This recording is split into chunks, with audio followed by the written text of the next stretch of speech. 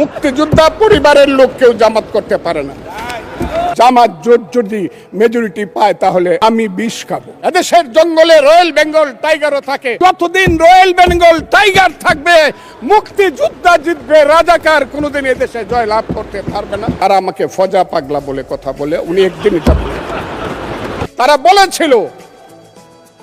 বলেছিল কোন মুক্তিযুদ্ধ হয় নাই, 47-এর যুদ্ধ হয়েছে, আর 24-এর যুদ্ধ হয়েছে, আর 71-এ গন্ডগোল হয়েছে।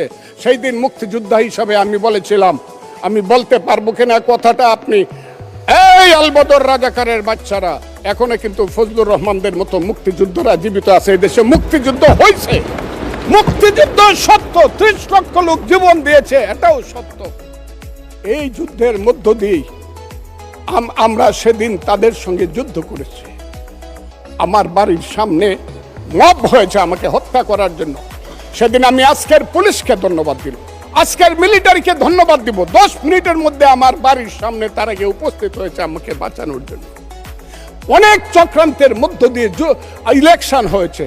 সেই ইলেকশনে তারা কি করেছে, আজকে যারা আমার ডান দিকে বসে আছে তারা কি করেছে, একদিন তো আমরা ভাই ছিলাম নাকি?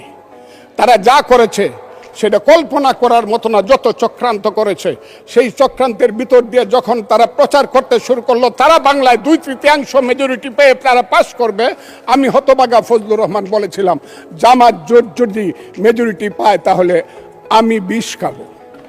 এই কথাটা আমি বলেছিলাম, আমি বিষ খাবো। হ্যাঁ, কথাটা সত্য, আমি বলে যাচ্ছি।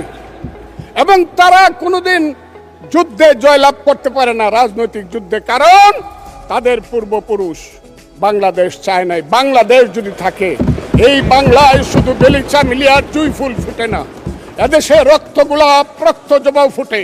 এদেশের জঙ্গলে শুধু কোকিল ডাকে না, এদেশের জঙ্গলে রয়্যাল বেঙ্গল টাইগারও থাকে। যতদিন রয়্যাল বেঙ্গল টাইগার থাকবে মুক্তিযোদ্ধা জিতবে, রাজাকার কোনোদিন এদেশে জয় লাভ করতে পারবে না। আমি চ্যালেঞ্জ করে বলে গেলাম।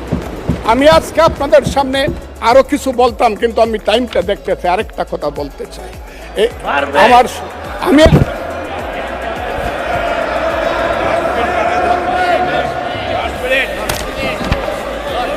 আমাকে 5 মিনিট সময় দেন, আমি শেষ করে ফেলবো।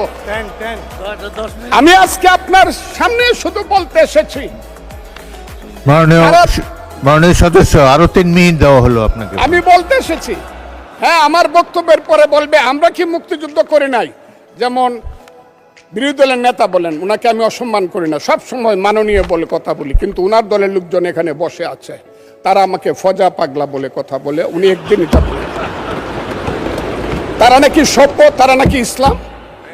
এবং উনি যে বলতেছে, ওদিন বললো যে আমার দাড়ি পাকা, আমার চোখের সমস্ত পাকা, উনি আমার চেয়ে 10 বছরের ছোট। আমার বয়স 78 বছর, আমি 48 সনে জন্মগ্রহণ করেছি, উনি 58 সনে জন্মগ্রহণ করেছে। মাননীয় সদস্য, আমি ওনাকে, আপনাকে কেউ এই ধরনের উক্তি করেছে আপনার সম্বন্ধে? এরকম তো সংসদে কেউ বলে নাই তো। এরকম না, বলছি করেছে। আপনি কেন নিজে টেনে করেছে আছে এখানে উপস্থিত। আমি আজকে আপনাকে বলতে চাই, বলতে থাকেন, আপনি বলতে থাকেন। আচ্ছা, আমি যে কথাটা বলতে চেয়েছিলাম, বিরোধী দলের নেতা বলেছেন উনি মুক্তিযোদ্ধা পরিবারের লোক এবং উনি শহীদ পরিবারের লোক এবং উনি জামাতে ইসলাম করেন। এটা ডাবল অপরাধ। মুক্তিযোদ্ধা পরিবারের লোক কেউ জামাত করতে পারে না। আর শহীদ পরিবারের লোক, মাননীয় সদস্যবৃন্দ ওনাকে বলতে দেন।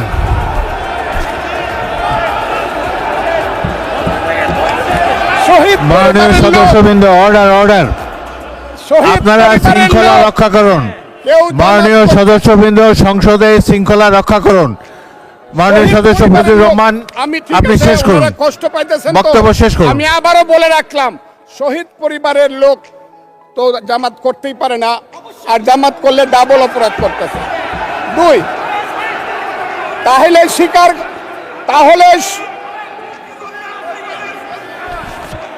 তাহলে আমি আপনাদেরকে বলি, মাননীয় সদস্যবৃন্দ, আমি 1 সেকেন্ড, মাননীয় সদস্য ফজলুর রহমান, বসুন বসুন বসুন। আপনি বলতে থাকেন, বলতে থাকেন। আমি আপনাদেরকে মাননীয় সদস্যবৃন্দ। প্রোডাকশন আশা করতেছি। মাননীয় সদস্যবৃন্দ বসুন। কিন্তু আমার গলা সংসদের শৃঙ্খলা রক্ষা করুন। ওনার গলা, আমি কিন্তু ওনাদেরকে খারাপ কিছু বলি নাই। বসেন। একটা স্যাম্পল। মাননীয় সদস্য ফজলুর রহমান, মাননীয় সদস্য ফজলুর রহমান, আপনি একটু অপেক্ষা করুন। আপনি বলতে থাকেন না। মাননীয় সদস্যবৃন্দ, আমি কাজী নজরুল ইসলাম, আপনাদেরকে প্লিজ সিট জিজ্ঞাসা ডাউন, করি। প্লিজ সিট ডাউন, আমি বলছি my please lord, sit down. এই যে দেখেন তারা কি বসুন, বসুন। ধরনের-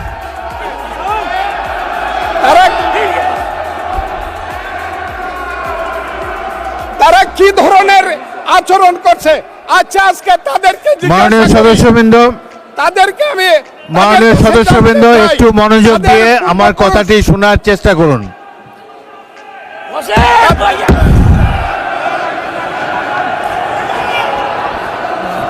মাননীয় সদস্যবৃন্দ, কাজী নজরুল ইসলাম বসুন, আমি আজকে এই বসুন বসুন। এই কথাটা স্পিকারের বলতে কথা বাধ্য শোনার চেষ্টা হচ্ছি। করুন।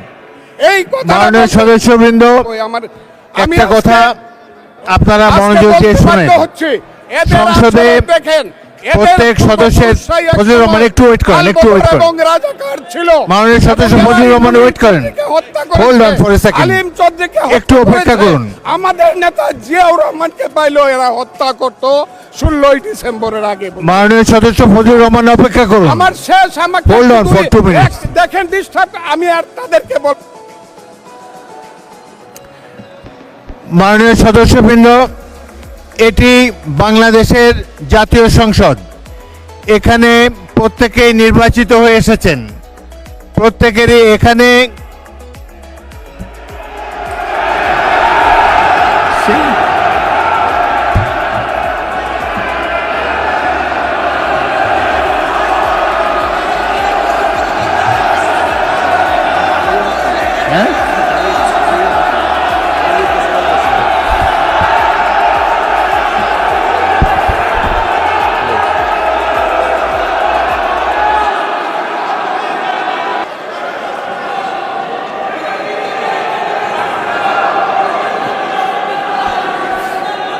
মাননীয় সদস্যবৃন্দ বসুন, বসুন বসুন প্লিজ।